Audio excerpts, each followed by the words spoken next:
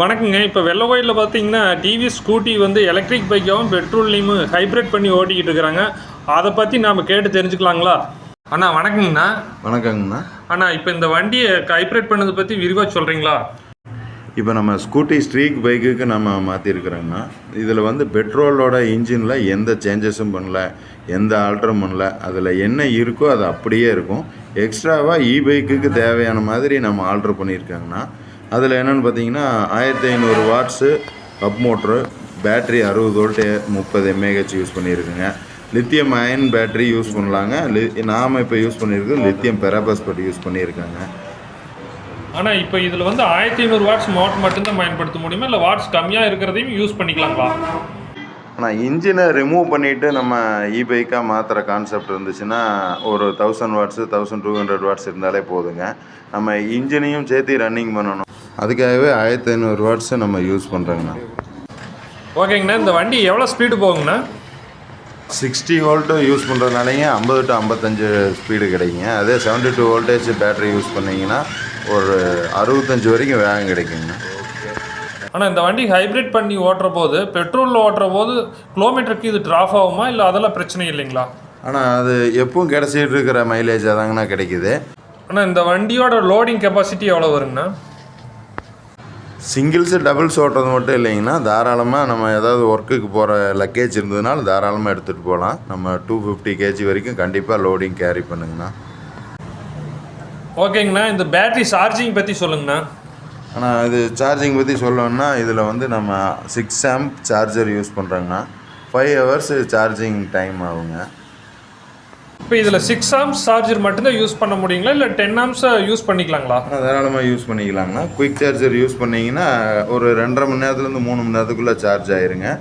One time charge பண்ணிங்கன்னா இப்போ அந்த பேட்டரிக்கு 65 கிலோமீட்டர் வரைக்கும் கிடைங்க. 65 கிலோமீட்டருக்கு அப்புறம் நீங்கள் எந்த ஒரியும் பண்ணிக்க வேண்டியதில்லை. பேட்ரி ஆஃப் பண்ணிவிட்டு அதுக்குன்னு டபுள் சுவிட்ச் கொடுத்துருப்பேன். அந்த சுவிட்சில் ஒன்று ஆஃப் பண்ணிவிட்டு நீங்கள் பாட்டுக்கு பெட்ரோலில் எப்பவும் போல் ட்ராவல் பண்ணிகிட்டு இருக்கலாம். நீங்கள் எந்த பிரச்சனைக்காகவும் இடையில நிறுத்தணுங்கிற அவசியம் கிடையாதுங்க. இப்போ இந்த வண்டியில் பேட்டரி செட்டப் எந்த இடத்துல வச்சுருக்கிறீங்க? நம்ம பேட்ரி செட்டப் பார்த்தீங்கன்னா அந்த கூட்ஸ் கேரிக்காக ஒரு ஸ்பேஸ் கொடுத்துருப்பாங்கல்லங்க சீட்டுக்கு இடையில், அதுலேயே யூஸ் பண்ணியிருக்காங்கண்ணா. ஆனால் இப்போ இந்த கிலோமீட்டர் வந்து இன்னும் அதிகப்படுத்தணும் அப்படிங்கிற போது ஏதாவது வாய்ப்பு இருக்கா? ஆனால் தாராளமாக பண்ணலாங்கண்ணா. இப்போ அந்த பேட்ரி செட்டப்லேயே வந்து லித்தியம் அயன் யூஸ் பண்ணி பண்ணோம்னா 90 to 100 கிலோமீட்டர் போகிற வரைக்கும் நம்ம எக்ஸ்டெண்ட் பண்ணி கொடுக்கலாங்கண்ணா. இதே இடத்துல பண்ணிக்கலாம்? ஆமாங்கண்ணா, இதே இடத்துல பண்ணிக்கலாங்கண்ணா.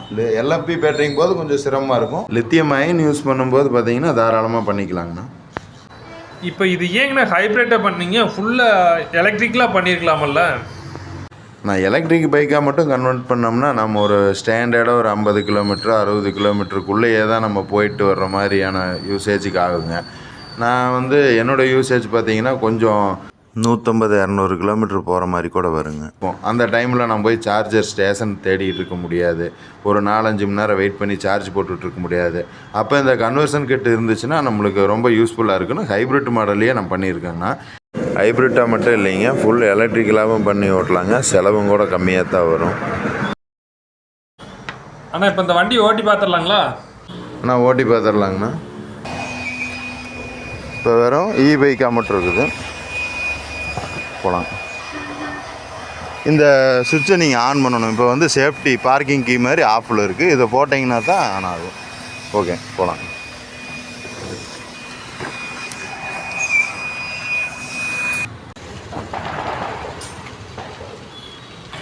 இந்த மாதிரி ஆஃப் பண்ணிவிட்டு 2 கீ ஆனில் வச்சு ஓட்டினீங்க அப்படின்னா ஹைப்ரிட்டில் சார்ஜ் ஏறுங்க.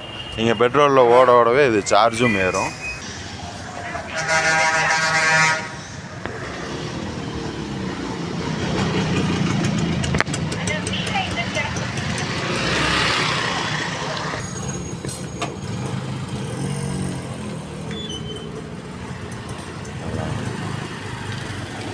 நல்லா ஓடுதுண்ணா.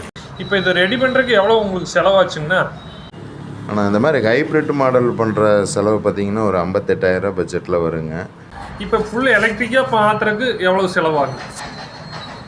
ஃபுல் எலக்ட்ரிக் பைக்காக மட்டும் மாற்றுறதுக்கு ரொம்ப கம்மியாக தாங்க செலவாகும். 33,000 பட்ஜெட் இருந்தாலே போதுங்க. தாராளமாக நம்ம ஒரு 55 கிலோமீட்டர் போகிற மாதிரி பைக்காக மாற்றிக்கலாங்க.